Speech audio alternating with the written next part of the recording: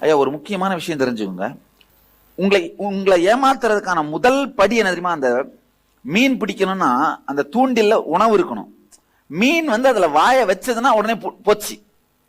அந்த மாதிரி உங்களை ஏமாத்துறதுக்கான தூண்டில் என்ன தெரியுமா?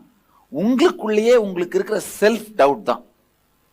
அந்த செல்ஃப் டவுட்டை கம்ப்ளீட் பண்ணிட்டீங்கன்னா உங்களை யாராலையுமே ஏமாத்த முடியாது.